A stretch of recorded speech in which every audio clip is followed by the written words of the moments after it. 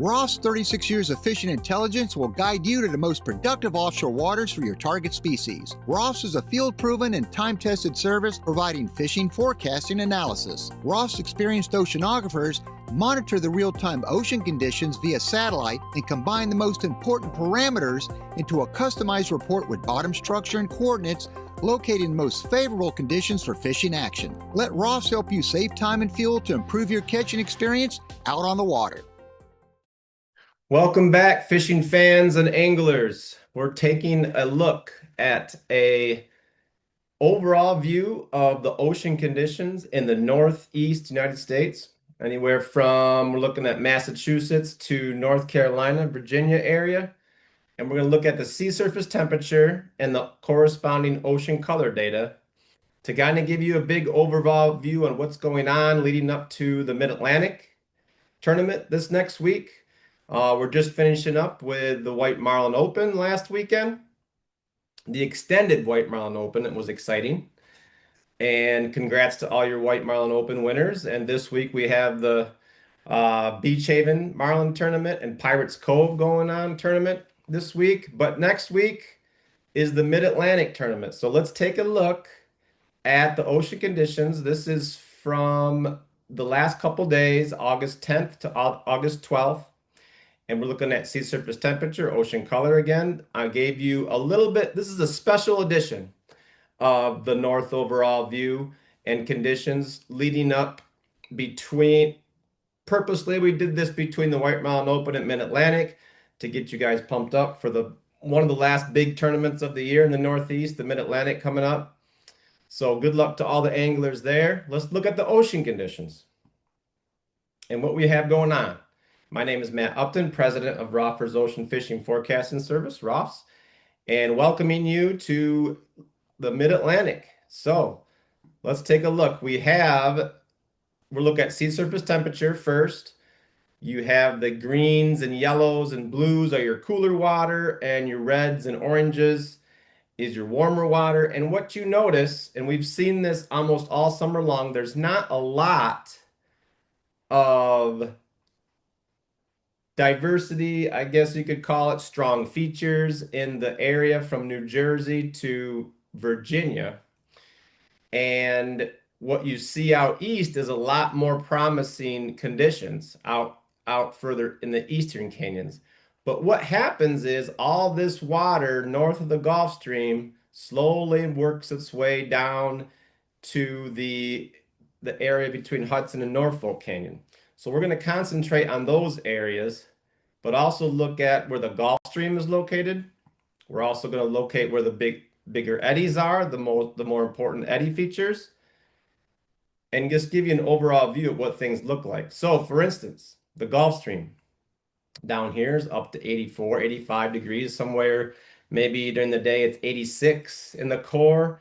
And what has happened is the water was really warm everywhere up until about late July, and then we had that north wind and a lot of the temperatures cooled. So what you have is this water here is 76, 77, 75, 76 up in here. But between Hudson and Norfolk, all this water is about 74, 75, maybe 75 and a half. Inshore, we're up to 76 again. Inshore up north, we're up to 72, 73 degrees here. But let's look at the main eddies is what's most important. And these eddies contain habitat for marlin, tuna, wahoo, dolphin, what people are targeting for these bigger tournaments. So what's important to look at, there's a clockwise eddy off of Wilmington Canyon. There's another clockwise eddy just off of Poor Man's Canyon. There's a clockwise eddy off of Washington Canyon. And then we have some eddies that are further offshore that's bringing in a little bit of hint of warmer, bluer water from further offshore for marlin, perhaps. So it is very important to see and to locate these eddies, the flow of the water, because where the water is pushing inshore or over the ledges, over good structure, that's going to be better to create life and upwelling for bait fish and for larger fish to to congregate. So the water pulling offshore sometimes disperses the bait, and it's not as good fishing and concentrated sometimes. So what is very important for the Mid-Atlantic area and the tournament next week is this water here. We have a clockwise eddy, looks like between Block and Hudson, pushing its way down toward Hudson and Tom's. And this is a newer batch of water for these guys in the Hudson to Tom's, and eventually, probably during the week next week in the Mid-Atlantic time fishing tournament is going to be down the Carteret Linden Coal Canyon. So take a look at this edge, this water moving down throughout the week is going to be key. Down here, we have the Pirates Cove tournament going on. Next week's the Virginia Beach billfish tournament. And not a lot of strong features, but there are some eddies developing and pushing some water in this area. And it's these filaments of bluer, warmer water that lots of times will produce marlin. For instance, almost throughout the whole summer, this Gulf Stream has remained further south than I can remember in the last few years. It is starting to variate a little bit and push a little bit further north, which could be a good sign for the next couple of weeks of fishing. Another eddy out east to keep an eye on is this large clockwise eddy. Not much to it, but it's pulling up some Gulf Stream water into this Eastern Canyon area, and we have a clockwise eddy in the Atlantis Canyons area. We have a small clockwise eddy in the Veach Canyon area. And then the main eddy we've been watching for the last couple months is still way offshore, south of Oceanographer to Hydrographer Canyon. But look at what it's done. It's pushed in some, 75, 76-degree water, creating this nice edge here for marlin, tuna, wahoo, dolphin, anything in here. Not too far away from, say, Nantucket, Massachusetts, even the Block Island crowd. So there's a lot of features, a lot of decent edges out east, especially. And I think the conditions will improve between Hudson and Wilmington in the coming days. So stay tuned to Roffs, and let's look at the corresponding ocean color image. This is the exact same time frame, August 10th to August 12th. And look at the signal from the CSIP for the ocean color data. Now, white is the clouds down here. We couldn't see too well the last couple days, but see the Gulf Stream is the dark blue. You see a lot of the blended blue to blue water offshore, and you see that edge. See that same edge? This is the stuff that they were catching a bunch of marlin on and tuna, a few weeks ago in July when it was going off out east. This is connected to all this eddy water that's pushing to the west and then southwest.